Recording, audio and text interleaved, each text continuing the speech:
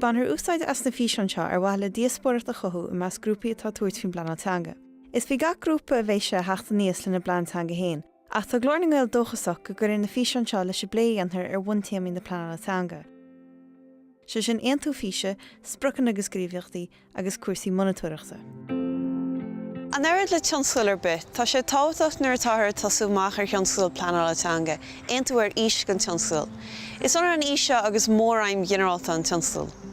Is cuid tábhachtach an phróiseas seo a nintar dearmadóirí go minic, a hasú go mór an choiste heacht le chéile agus plé dhéanamh ar cheist na físe, anas go deochar ar ís atá ciallmhar agus soléir. Gon cinál seo tionscail is maithan rada an ís a bheith generalta go maith, go háirdeag tús an phróiseas.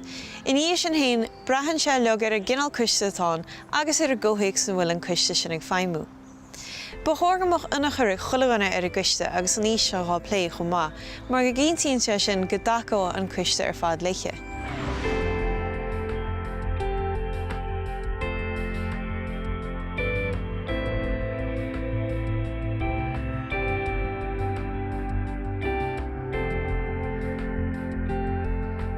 Bunaíodh Sultan Solán I 2009 agus an rud a bhí gceiste goin ná an Gaeilge chur chun cín agus ceolalas cultúr na hÉireann a chur chun cín.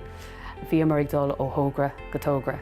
Ní raibh físe goin, ní raibh struchtúr lán terma a goin. Níl an fís leicéamach a gin bhád. Is dói in éigean sesiún Carolina ar fád a bhí agan Dairglinn inchráil an pobail lig, éisteach leis an pobail ceir bhí le rá acu agus tháinig an choiste le chéile ní íag sin, Dairglinn an fís sin a phlé adran hain agus tá sé sin leicéamach a gan inis. Go méid an deise duine a saolónán a bheith hacu tríomhán na Gaeilge is a ceantar. Is cínta gur féidir bheith ullmhíonach leis a bhí seo, ach mar míon dóchas ar bithán gur féidir I bhaint amach, chothóidh sé sin frostarchas agus lághbheisneach a measc an choiste.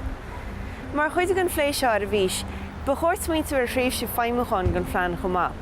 Ba chóirimach an tréimhse seo sách fada le gur féidir tarthaí an phlean a bheas, a gan bheith róáda a churid. Moltar idir 5 bliana agus 7 bliana mar tá bartaí ag Kildare le Gaeilge. Ag deireadh na taobhse feidhmiúcháin seo, dintar abhrenú omlán ar a blean agus dintar an plána airú a lasú agus a anuachan dá réir. Leag mar amach plán 5 bliana agus rinne mar an cinneagar 5 bliana an treibhse ceart dúine agus go mbeidh déirí ar plán a bhí réadúil le spricin a buinte amach. Comála sin 5 bliana hin bunaíú Gaeil scoil sa ceantar, 10 bliana hin bunaíú an nGael choiste, so tá an forbairt agus fásan.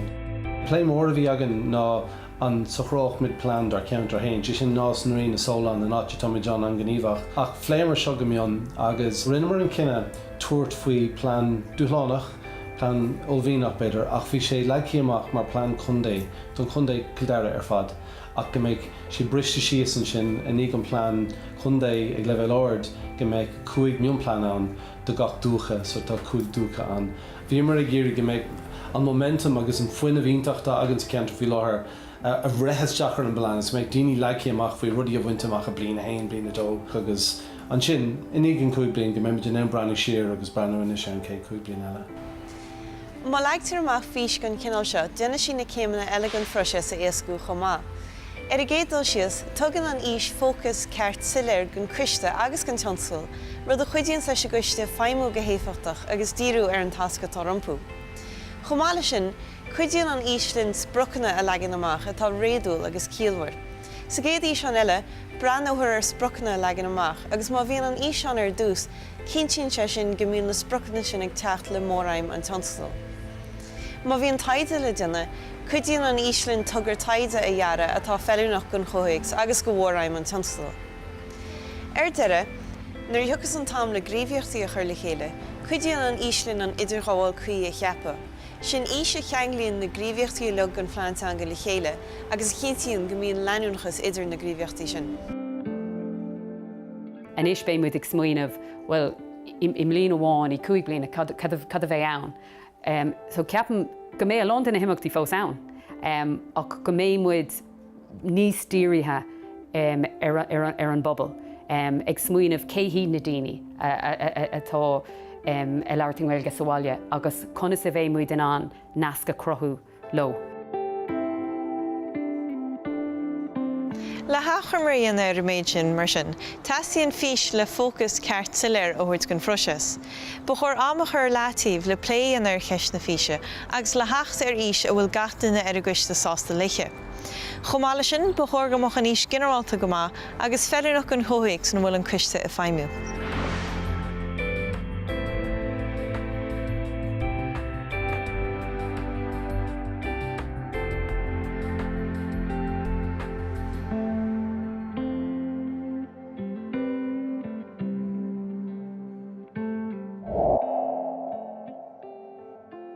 Déan teagóil le Glór na nGael le tuile eolas, cuidiú agus treoir maidir leis pleanála teanga.